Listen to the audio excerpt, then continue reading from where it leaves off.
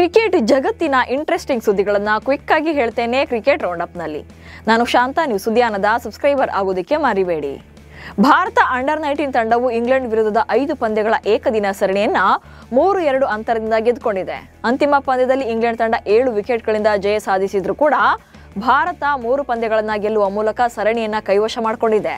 5ನೇ ಪಂದ್ಯದಲ್ಲಿ ಅಂಬರೀಶ್ ಹೊರತುಪಡಿಸಿ ಬೇರೆ ಯಾವುದೇ ಬ್ಯಾಟ್ಸ್ಮನ್ ಭಾರತಕ್ಕೆ ದೊಡ್ಡ ಇನ್ನಿಂಗ್ಸ್ ಅನ್ನು ಆಡೋಕೆ ಸಾಧ್ಯವಾಗಲಿಲ್ಲ. ಹೀಗಾಗಿ 5ನೇ ಪಂದ್ಯದಲ್ಲಿ ಭಾರತ ಸೋಲನ್ನ ಕಾಣಬೇಕಾಯಿತು.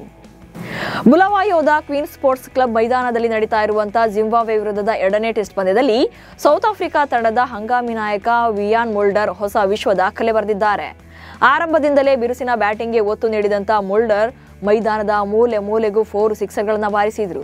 ಈ ಮೂಲಕ ಕೇವಲ 297 ಎಸೆತಗಳಲ್ಲಿ 367 ರನ್ಗಳನ್ನು ಕಲೆ ಹಾಕಿದ್ರು. ಇದರೊಂದಿಗೆ ಟೆಸ್ಟ್ನಲ್ಲಿ ನಾಯಕನಾಗಿ ಪದಾರ್ಪಣೆ ಮಾಡಿದ ಪಂದ್ಯದಲ್ಲಿ ತ್ರಿಶತಕ ಸಿಡಿಸಿದ ವಿಶ್ವದ ಮೊದಲ ಆಟಗಾರ ಎನಿಸಿಕೊಂಡ್ರು. ಆರ್ಸಿಬಿಯ ಸ್ಟಾರ್ ವೇಗಿ ಯಶ್ ದಯಾಳ್ ವಿರುದ್ಧ ಎಫ್ಐಆರ್ ದಾಖಲಾಗಿದೆ.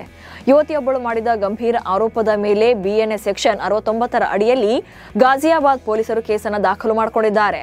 ಸಿಎಂ ಯೋಗಿ ಆದಿತ್ಯನಾಥ್ ಕಚೇರಿಗೂ ಕೂಡ ಸಂತ್ರಸ್ತೆ ಪತ್ರದ ಮೂಲಕ ದೂರನ್ನು ದಾಖಲು ಮಾಡಿದ್ಲು. ಸಿಎಂ ಕಚೇರಿ ಸೂಚನೆ ಮೇರೆಗೆ ಪೊಲೀಸರು ದಯಾಳ್ ವಿರುದ್ಧ ಎಫ್ಐಆರ್ ದಾಖಲು ಮಾಡಿದ್ದಾರೆ.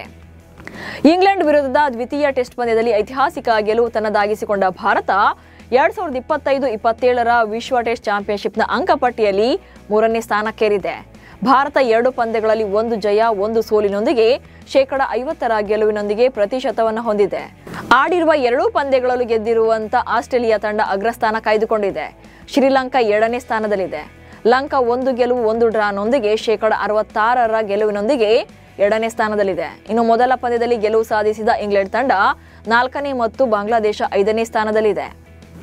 ಅಮೆರಿಕದಲ್ಲಿ ನಡೀತಾ ಇರುವಂತಹ ಮೇಜರ್ ಲೀಗ್ ಕ್ರಿಕೆಟ್ ಟೂರ್ನಿಯ 3ನೇ ಆವೃತ್ತಿಯ ಮುಕ್ತಾಯದ ಹಂತಕ್ಕೆ ಬಂದಿದೆ. 6 ತಂಡಗಳೊಂದಿಗೆ ಶುರುವಾದ ಈ ಟೂರ್ನಿ ಪ್ಲೇ ಆಫ್ಗೆ ಎಂಟ್ರಿ ಕೊಟ್ಟಿದ್ದು 2 ಟೀಮ್ಗಳು ಟೂರ್ನಿಯಿಂದ ಹೊರಬಿದ್ದಿವೆ. Washington Freedom, Texas Super Kings, San Francisco Unicorns, MI New York ತಂಡ ಪ್ಲೇ ಆಫ್ಗೆ ಅರ್ಹತೆ ಪಡ್ಕೊಂಡಿವೆ. ಜುಲೈ 8ರಂದು ನಡೆಯಲಿರುವಂತಹ ಮೊದಲ ಕ್ವಾಲಿಫೈಯರ್ನಲ್ಲಿ ವಾಷಿಂಗ್ಟನ್ ಫ್ರೀಡಮ್ ಹಾಗೆ ಟೆಕ್ಸಾಸ್ ಸೂಪರ್ ಕಿಂಗ್ಸ್ ತಂಡಗಳು ಮುಖಾಮುಖಿಯಾಗಲಿವೆ. ಅಂತಾರಾಷ್ಟ್ರೀಯ ಟಿ20 ಹಾಗೆ ಟೆಸ್ಟ್ ಕ್ರಿಕೆಟ್ಗೆ ನಿವೃತ್ತಿ ಘೋಷಣೆ ಮಾಡಿರುವಂತಹ ಕಿಂಗ್ ಕೊಹ್ಲಿ ಫ್ಯಾಮಿಲಿ ಜೊತೆ ಕಾಲ ಕಳೀತಾ ಇದ್ದಾರೆ.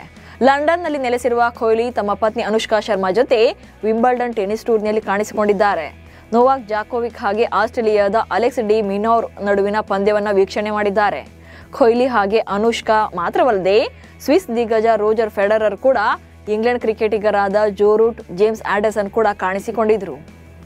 ದೇಶೀಯ ಕ್ರಿಕೆಟ್ನಲ್ಲಿ 5 ಎಸೆತಗಳಲ್ಲಿ ಸತತ 5 ವಿಕೆಟ್ ಉರುಳಿಸಿದ್ದ Lucknow Super Giant spinner Digvesh Rathi ಈಗ ಹೊಸ ತಂಡದ ಪರ ಕಣಕ್ಕಿಳಿಯೋಕೆ ಸಜ್ಜಾಗಿದ್ದಾರೆ. ದಿಗ್ವೇಶ್ ರಾತಿ ಅವರನ್ನ ದೆಹಲಿ ಪ್ರೀಮಿಯರ್ ಲೀಗ್ನ 2ನೇ ಆವೃತ್ತಿಯ ಹರಾಜಿನಲ್ಲಿ ಸೌತ್ ದೆಹಲಿ ಸೂಪರ್ ಸ್ಟಾರ್ಸ್ ತಂಡ ಐಪಿಎಲ್ಗಿಂತಲೂ ಹೆಚ್ಚಿನ ಮೊತ್ತವನ್ನು ನೀಡಿ ಖರೀದಿ ಮಾಡಿದೆ.